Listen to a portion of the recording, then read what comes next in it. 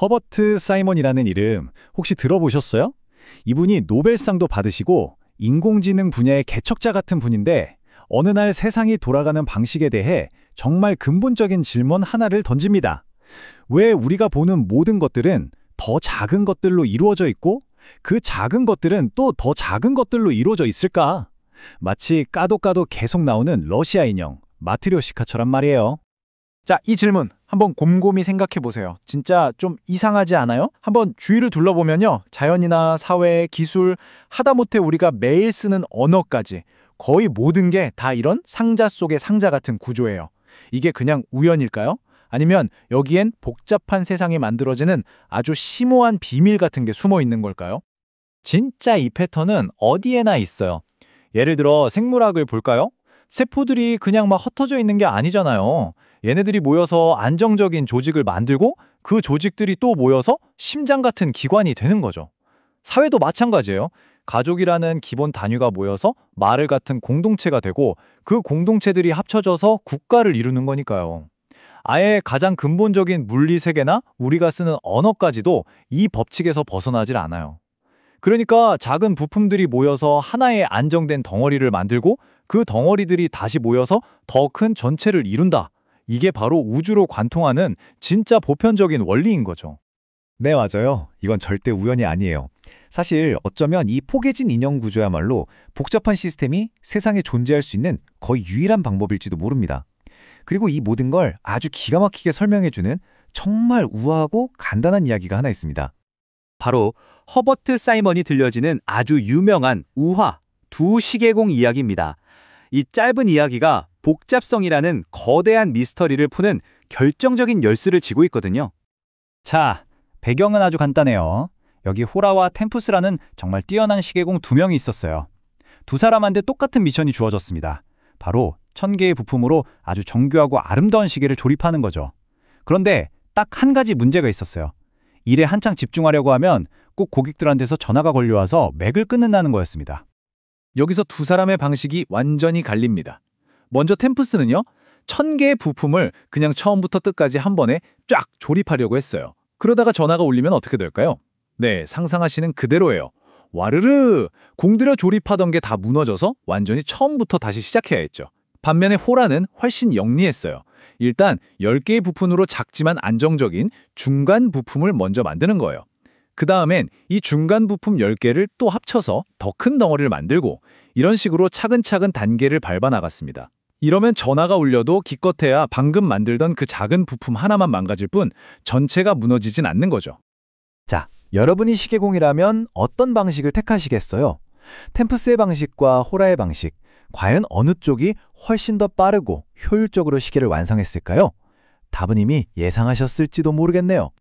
결과는 정말 압도적입니다. 사이먼이 직접 계산을 해봤더니 몇 초 방해받을 확률이 고작 1%만 돼도 호라가 템프스보다 무려 4000배나 더 빨리 시계를 완성할 수 있었다고 해요. 4000배요? 와, 이게 믿어지세요? 템프스가 겨우겨우 시계 하나 만들 시간에 호라는 똑같은 시계를 4000개나 만들 수 있다는 얘기예요. 이 시계공 이야기는 그냥 일을 효율적으로 하는 법에 대한 교훈에서 끝나지 않아요. 이건 훨씬 더 거대한 이야기입니다.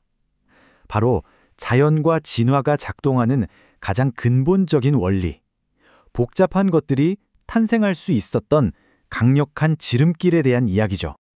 그 지름길의 이름이 바로 위계체계, 영어로는 Hierarchic System입니다. 말이 좀 어려운데요. 사이먼의 정의를 빌리자면 이렇습니다.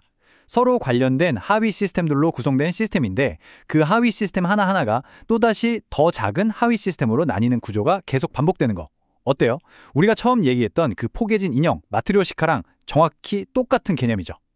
바로 여기서 결정적인 통찰이 나옵니다.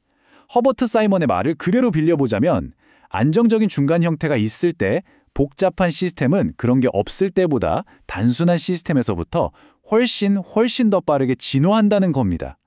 그러니까 호라의 그 작은 부품 덩어리 같은 안정적인 중간 단계가 있느냐 없느냐가 핵심인 거예요. 이게 없으면 복잡한 무언가가 탄생하는 것 자체가 사실상 불가능에 가깝다는 거죠.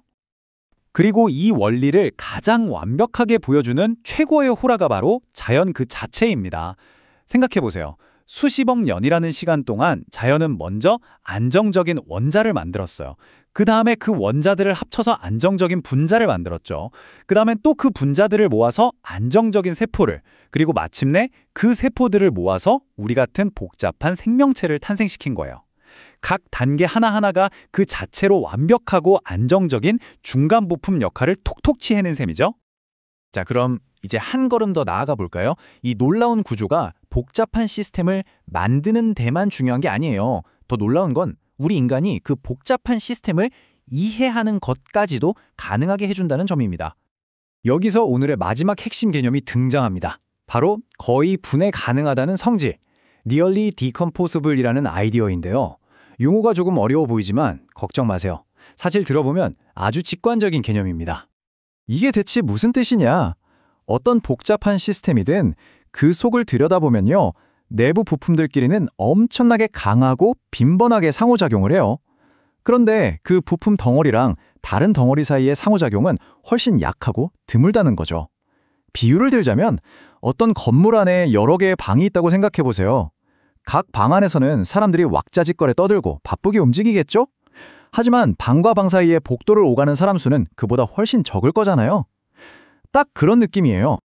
지금 보시는 이 그림이 바로 그 개념을 한눈에 보여주는 지도 같은 겁니다. 저기 대각선을 따라서 빽빽하게 늘어선 블록들이 보이시죠? 저게 바로 각각의 방 안에서 일어나는 강하고 빈번한 상호작용을 나타내는 거예요. 반면에 저 블록들을 제외한 대부분의 텅 빈 공간들 있죠? 저기가 바로 방과 방 사이의 약하고 드문 연결을 의미합니다. 놀랍게도 거의 모든 복잡한 시스템은 바로 이런 구조를 가지고 있습니다. 아니, 근데 이게 왜 그렇게 중요할까요? 바로 이 구조 덕분에 우리 과학자들이 이 복잡한 세상을 연구할 수가 있는 겁니다. 생각해보세요. 생물학자가 세포 하나를 연구하기 위해서 그 안에 있는 원자 하나하나의 양자 물리학까지 다 알아야 한다면 연구가 가능할까요? 불가능하죠. 하지만 다행히도 세포라는 방 안에서 일어나는 일은 다른 방들과 어느 정도 독립적으로 돌아가기 때문에 우리는 세포 수준에만 집중해서 연구할 수 있는 거예요.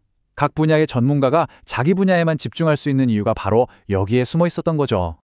자, 그럼 오늘 이야기 한번 정리해 볼까요? 우리가 살펴본 이 복잡성의 건축술은 사실 두 개의 거대한 기둥으로 이루어져 있다고 볼 수 있어요. 첫 번째 기둥은 위계 구조.